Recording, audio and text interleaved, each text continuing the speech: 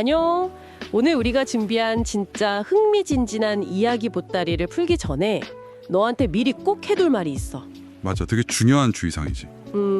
오늘 다룰 내용 중에 제국주의나 식민 지배 붕괴, 그리고 제2차 세계대전 당시 그 프랑스의 마지노선이 허무하게 뚫려버린 전쟁에 참혹한 현실 같은 내용이 좀 포함되어 있거든. 게다가 인류가 기존에 굳게 믿었던 절대적인 진리나 세계관이 와르르 무너지는 그런 실존적 위기에 대한 역사적 사실도 다를 거고. 그러니까 혹시라도 이런 주제가 심리적으로 좀 불편하거나 트라우마 플래시백을 유발할 수도 있으니까 무리하지 말고 내 페이스에 맞춰서 주의해서 들어줘. 그리고 또 하나, 스포일러 경고도 할게. 근대 서구 사상이 영원불멸의 진리라고 거만하게 믿었던 그 거대한 환상이 도대체 어떻게 수학적으로 아주 산산조각이 나는지 그 충격적인 결말을 오늘 우리가 아주 거침없이 다룰 예정이야. 자, 준비됐지? 진짜 재미있는 부분은 이제부터 시작이니까.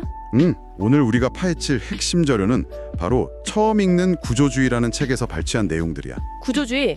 아, 이름만 들으면 막 대학교 도서관 구석에 먼지 쌓인 두꺼운 전공서적 같고 좀 머리 아프잖아. 약간 그럴 수 있지.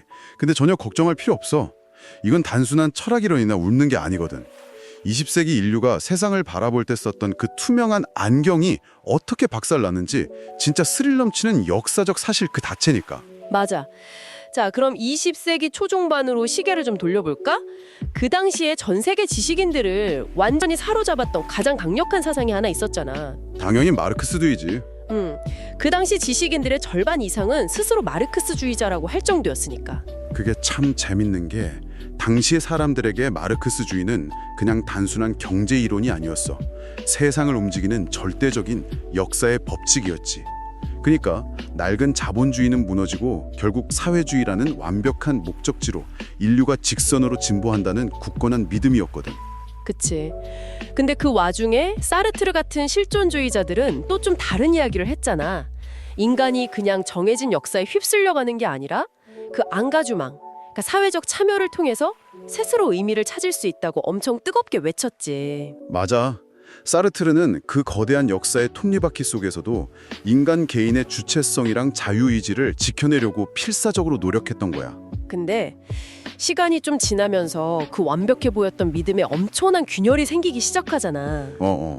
현실 세계가 붕괴되기 시작했으니까 영원할 줄 알았던 유럽의 제국주의랑 식민 지배가 전 세계적으로 무너져 내렸지. 아, 게다가 프랑스인들한테는 진짜 뼈아픈 트라우마가 있었잖아. 절대로 안 뚫린다고 막 호언장담했던 마지노선이 나치 독일군한테 그냥 허무하게 돌파당해버린 거. 맞아. 전쟁에서 항복까지 해버렸으니까 이성이랑 과학 그리고 진보를 맹신하던 서구 문명의 콧대가 진짜 밑바닥까지 추락한 거야. 그니까 자기들이 들고 있던 완벽한 지도가 불타버린 거네. 그렇지. 바로 그 혼란의 한복판에 클로드 레비스트로스라는 인류학자가 등장해. 그리고 지식인 사회에 폭탄 선언을 던져버리지. 아, 그 유명한 선언. 당신들이 신앙처럼 떠받드는 그 역사의 진보 같은 건 애초에 없다. 그건 그냥 서구 유럽인들이 세상을 자기들 멋대로 재단하려고 낀 오만한 색안경일 뿐이다. 여기잖아. 그 말인즉 우리가 철석같이 믿고 있던 역사의 진보라는 게 사실은 멈춰있는 에스컬레이터 위에서 우리 혼자 막 걸으면서 야, 세상이 앞으로 나아간다 하고 착각했다는 거랑 똑같은 거잖아. 아주 정확해. 완전히 전국을 찔렀지. 사르트르 입장에선 자기 평생의 신념이랑 존재 기본을 부정당했으니까 진짜 엄청 열받았겠는데? 당연하지. 사르트르는 불같이 화를 내면서 맹비난했어. 인간의 주체성을 부정하는 허무주의라고. 하지만 레비스트로스의 진짜 의도는 허무주의가 아니었거든. 그럼 뭐였어? 마르크스주의라는 낡은 렌즈를 빼버리고 인간 사회를 정말 있는 그대로 직시할 새로운 방법을 찾은 거야. 소구 중심주의를 벗어던지고 말이야. 아, 그게 바로 구조주의 시대의 신호탄이었구나. 프랑스 지식인 사회의 패러다임이 완전히 뒤집힌 거네. 맞아. 근데 참 흥미로운 게 이런 거대한 사상이 국경을 넘어가면 현지 상황에 맞게 좀 변형되거나 심지어 완전히 오해를 받기도 하잖아. 그렇지. 10년쯤 뒤인 1970년대 무렵에 일본에서도 이 구조주의가 상륙하면서 엄청난 난리가 났어. 아, 70년대 일본. 그때가 딱 학생운동 거세게 일어났다가 실패하고 마르크스주의가 급격하게 힘을 잃던 시기잖아. 지식인들이랑 청년들 사이에 엄청난 사상적 공백이 생겨버린 거지. 그 텅 빈 공간에 최신 프랑스 사상인 구조주의가 밀고 들어왔구나. 이게 마르크스주의의 대안이다 하면서 앞다투어 뛰어들었지. 근데 구조주의가 어디 책 몇 권 읽는다고 뚝딱 이해되는 사상이 아니잖아. 그치. 인류학에 언어학에 아까 말한 수학까지 다 얽혀 있으니까. 맞아. 그러니까 일본 지식인들이 이걸 제대로 소화하지 못하고 피상적으로만 받아들인 거야. 그래서 가장 치명적인 오해가 생겨버렸어. 아, 나 그거 알아. 구조주의에 반인간주의라는 이상한 꼬리표를 딱 붙여버렸잖아. 인간의 뜨거운 감정이나 자유의지는 아무 힘이 없고 보이지 않는 무의식적인 구조가 우리를 기계처럼 조종한다고 오해해버린 거지. 와, 완전 차갑고 무사운 사상으로 착각했네. 아, 그 레비스트로스가 원주민 사회를 가리켜서 차가운 사회라고 불렀던 것도 오해를 키우지 않았어? 엄청나게 키웠지. 차갑다는 단어만 보고 야, 우리가 감정도 없는 기계냐 하고 화를 낸 거야. 아니, 억울해도 진짜 이렇게 억울할 수가 있나? 레비스트로스는 원주민 사회를 보고 니네 동네에 진짜 질서정연하고 훌륭한 시스템을 가졌다 라고 최고급 칭찬을 한 건데 그걸 우리가 기계 부품이냐 하고 화낸 격이잖아. 그렇지. 레비스트로스가 말한 차가운 사회는 감정이 없다는 게 아니라 연력학적인 비유였어. 서구 근대 사회처럼 끊임없이 파괴적인 에너지를 뿜어내는 게 아니라 자연과 조화를 이루면서 정교하게 균형을 유지하는 사회를 뜻한 건데 말이야. 도대체 당시 사람들은 왜 그렇게 방어적이었을까? 그만큼 근대인들의 자아도취가 심했던 거야. 서구식 근대적 주체를 조금만 부정해도 인간 전체를 모독한다고 생각했으니까. 근데 사실 레비스트로스의 구조주의야말로 오만함을 부순 궁극의 인간주의였거든. 구조가 인간주의다? 이건 약간 역설적인데? 오도가 그런 거야? 서구 유럽인들이 맨날 미개하다고 깔보던 그 원주민 사회를 직접 연구해보니까 서구인들이 원시적이라고 비웃던 그 야생의 사고가 서구의 이성 못지않게 엄청 정교하고 논리적이라는 걸 증명해낸 거야. 아, 서구 중심주의라는 거만한 콧대를 꺾어버리고 진짜 인류의 다양성을 존중한 거네. 맞아.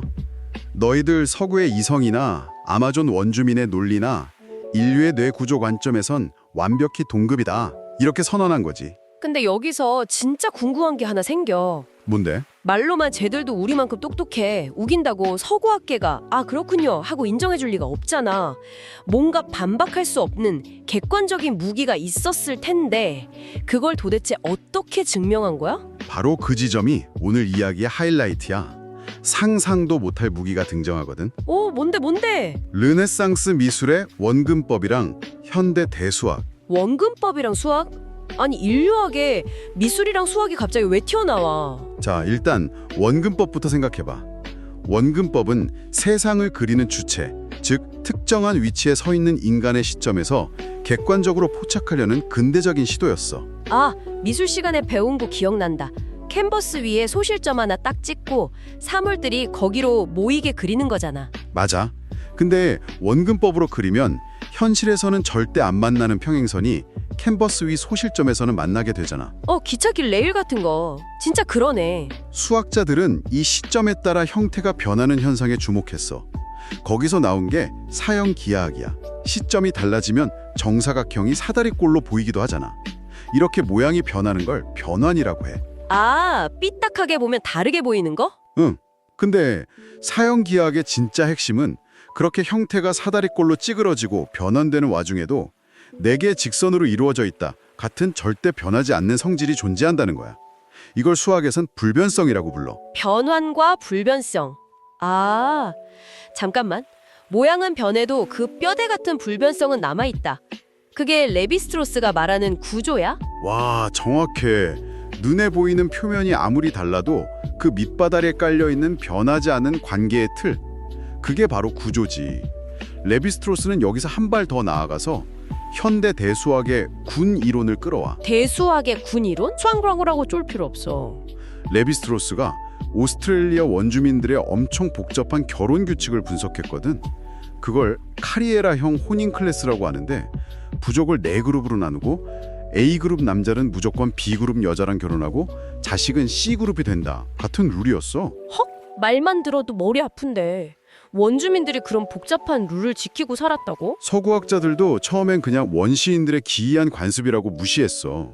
근데 레비스트로스가 이걸 수학의 눈으로 보니까 이게 대수학의 클라인의 사원군이라는 구조랑 완벽하게 똑같이 톱니바퀴처럼 굴러간다는 걸 발견해버린 거야. 클라이널 사원군. 잠깐만, 나 여기서 완전 소름 돋는 비유 하나 생각났어. 뭔데? 이거 우리가 어릴 때부터 하던 가위바위보랑 똑같은 논리 아니야? 가위바위보? 들어봐. 가위바위보가 물고 물리잖아. 근데 옛날 게임 중에 여우, 사냥꾼, 촌장 게임도 있단 말이야. 여우는 촌장을 이기고, 촌장은 사냥꾼을 이기고, 사냥꾼은 여우를 이기는 거. 손 모양으로 가위바위보를 하든, 캐릭터로 여우, 사냥꾼, 촌장 게임을 하든 겉모습인 기호는 완전히 다르잖아. 근데 A가 B를 이기고 B가 C를 이기고 C가 다시 A를 이긴다는 그 물고 물리는 규칙, 즉 내부의 불변하는 구조는 완벽하게 동일하잖아. 레비스트로스가 발견한 게 딱 이런 거 아니야? 와, 진짜 완벽한 비유야. 겉으로 드러난 신화의 황당한 스토리나 친족 제도의 표면적인 껍데기에 현혹되지 않고 그 이면에 은밀하게 작동하는 불변의 구조를 수학의 언어로 끄집어낸 거지. 진짜 충격적이다. 그러니까 원주민들은 평생 수학책 한 번 본 적 없는데도 현대 수학의 최과봉이랑 똑같은 논리로 자기들 사회를 굴리고 있었다는 거네. 바로 그거야.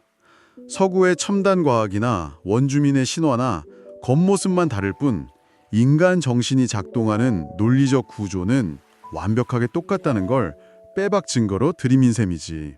와, 서구 지식인들 진짜 뼈 맞았겠다. 자기들이 독점했다고 믿은 절대적 진리가 사실은 그냥 자기네 동네에서만 돌아가는 하나의 제도에 불과했다는 팩트 폭력이잖아. 응. 수학이라는 가장 차가운 무기로 서구 중심주의의 오만함을 아주 산산조각 내버렸지. 그러면서 진짜 인류의 보편적 정신을 복원했으니까 이게 가장 따뜻한 인간주의가 아니면 뭐겠어? 진짜 듣고 보니까 내 머릿속에 있던 지도도 한 장 불타버린 느낌이야. 이 투명한 안경을 벗는 게 이렇게 짜릿한 거구나. 그게 바로 구조주의가 우리한테 주는 가장 큰 선물이지. 맞아. 자, 이제 이 방송을 듣고 있는 너한테 묻고 싶어. 유럽의 천재 지식인들이 목숨 걸고 믿었던 절대적 진리나 역사마저도 결국은 특정한 조건에서만 작동하는 구조에 불과했잖아. 누군가 짜놓은 팔이었지. 그렇다면 지금 당장 네가 일상에서 한 채 의심도 없이 이건 당연한 상식이지라고 믿고 있는 것들은 어떨까? 글쎄, 과연 그게 진짜 너만의 생각일까? 혹시 너도 모르는 사이에 누군가 정교하게 짜놓은 또 다른 거대한 구조 속에서 정해진 기호들을 맹목적으로 따라가고 있는 건 아닐까? 한번 깊게 생각해봐. 내 머릿속을 조종하는 그 진짜 규칙은 도대체 무엇인지 말이야.